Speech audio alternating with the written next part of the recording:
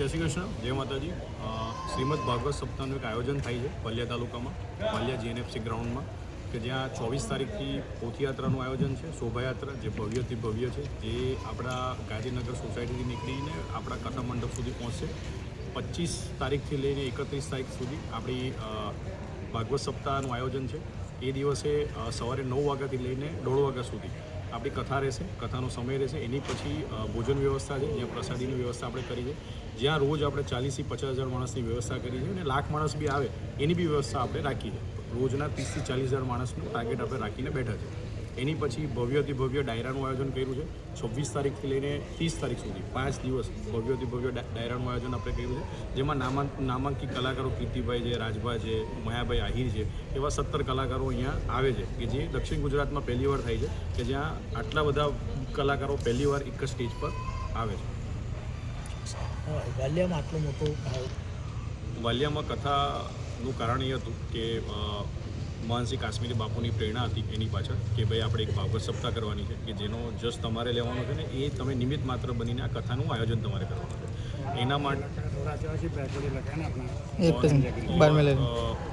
આના માટે ટ્રાઇબલ બેટ હતો, જે 2001માં તમે જોયો છો તો 2001માં આપણા મોરારી બાપુની કથા થઈ હતી. એની પછી 25 વર્ષ થઈ ગયા જ્યાં કોઈ બી એવો સારો પ્રોગ્રામ અહીંયા તાલુકામાં આપણે નથી થયો. તો એના માટેનું આયોજન કાશ્મીરી બાપુની પ્રેરણાથી આપણે કર્યું, અને ભાઈશ્રી પાસે ગયા, અને ભાઈશ્રીએ ટ્રાઇબલ બિલ જોઈને એમને કીધું કે હું અહીંયા કથા કરીશ. ને એમનો આપણો ઉદ્દેશ એ જ છે કે મેક્સિમમ લોકો ટ્રાઇબલ અહીંયા આવી શકે, જે ધર્મ પરિવર્તનના ઇસ્યુ ચાલે છે અહીંયા, એનામાં આપણે કંઈ આમાં સહભાગી થઈ શકીએ. એની પછીના બી ઘણા એવા પ્રોગ્રામો છે કે જે સમૂહ લગ્ન છે, એવા પ્રોગ્રામો ઘણી જગ્યાઓ પર આપણે જોતા આવ્યા છે. તો એવા આયોજન બી આપણે કરવા માટે તત્પર છે, કે જ્યાં 6 મહિના પછી આપણે 251 દીકરીના સમૂહ લગ્ન માટેનું બી આપણે પોતે પણ ફાઉન્ડેશન તરફથી લીધું છે. આનો ઉદ્દેશ્ય કોઈ બી પૈસા લેવાનો એવો કોઈ નથી. અત્યાર સુધી આપણે કથા કરી છે તેમાં આપણે એક બી પૈસો કોઈનો લીધો જ નથી, અને આપણે જાતે પોતે ફાઉન્ડેશન થ્રુ જ આ કામ કરીએ. મોટા ભાગે આજે તાલુકો છે વાલિયાને દત્ત ઉપાસક હોય છે, તો દત્ત ભગવાનને લઈને શું એક્ટિવિટીઝ છે?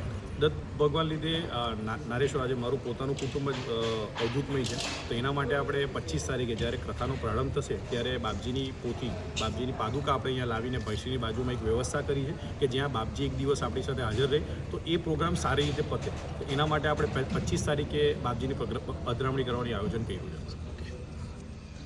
છે. કોઈ નહીં, એકવાર રિપીટમાં બોલી કાઢજો. બંધ થઈ ગયું હતું. શું બંધ થઈ ગયું? સહેમત જાઓ, બોલો. સુનિલ બોલી ગયો હતો.